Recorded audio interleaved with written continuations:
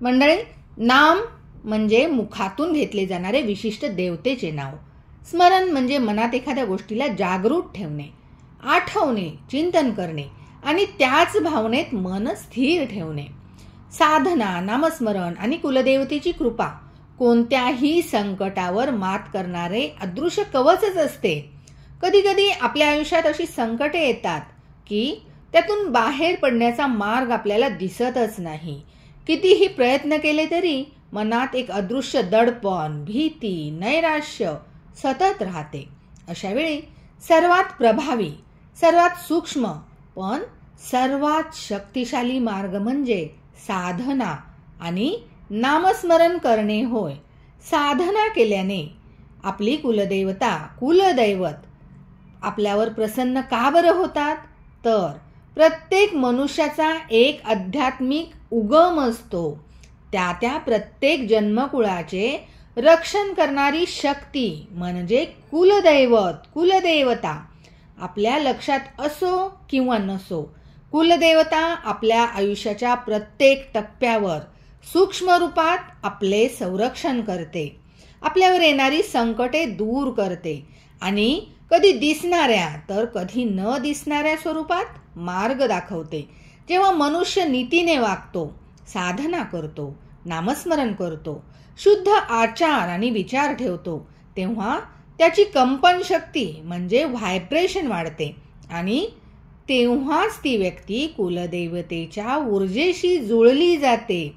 त्यामुळे देवता सहज प्रसन्न होते आणि व्यक्तीच्या मार्गातील अडथळे दूर होतात. वाईट शक्तींचा प्रभाव त्या व्यक्तीवर कमी होतो, इतर बाधा कमी होतात, व्यक्तीचे मन स्थिर होते आणि आपोआपच व्यक्तीची आर्थिक व मानसिक प्रगती व्हायला सुरू होते. नाम म्हणजे फक्त शब्द नसतो, तर ते मंत्रमय लहरींमध्ये परिवर्तित होते. नामस्मरण आणि नामाचे स्मरण करताच व्यक्तीच्या मनातील नकारात्मकता जळून जाते, घरामध्ये प्रकाशमय ऊर्जा निर्माण होते, साधना वेगाने सिद्ध होते, कुलदेवतेशी आध्यात्मिक नाळ त्या व्यक्तीची जोडली जाते.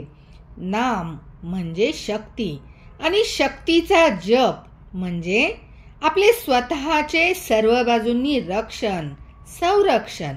आपल्या कुलदेवतेचे नाव सर्वात वेगाने फळ देते. जप करताना शुद्धतेचे पालन करून, पूर्व किंवा उत्तर दिशेला तोंड करून, मनात किंवा मंद आवाजात जप अगदी प्रभावी ठरतो. 40 दिवस अशा प्रकारे जप केल्यास अनुष्ठानाचे फळ मिळते. नामस्मरणासाठी माळेचा उपयोग केल्यास अतिउत्तम. पहाटे ब्रह्ममुहूर्तावर सकाळी 6 किंवा 6 ते 8च्या दरम्यान किंवा संध्याकाळी किंवा रात्री झोपण्याआधी दिवसातून एक वेळ जपाची माळ निश्चित करावी. यामुळे नकारात्मक ऊर्जा नष्ट होते, व्यक्तीचे मनोधैर्य, आत्मविश्वास वाढतो, रक्षण होते, अडकलेली कामे मार्गी लागतात, मनोकामना सिद्ध होते व्यक्तीची, त्याचे नशीब उघडते, त्या व्यक्तीची निर्णय क्षमता वाढते, त्या नातेसंबंधामध्ये सुधारणा होते. म्हणून रोज कमीत कमी 10 मिनिटे तरी जप नक्की करावा. अवघड मंत्र न करता अगदी सोपा मंत्र, जमेल असा मंत्र म्हणजेच व्यक्तीने नामस्मरण नक्की करावे. जप करताना मनामध्ये तक्रार कोणाविषयी किंवा राग, भीती अजिबात ठेवू नये. दर जपानंतर जवळ पाण्याचा जो ग्लास ठेवलेला असतो पाणी भरून, तर त्यातील थोडे पाणी प्यावे. त्यामुळे शारीरिक ऊर्जेचे संतुलन होईल. लाल किंवा पिवळ्या कलरचे कपडे वापरल्यास कंपने अधिक स्थिर होतात. धन्यवाद.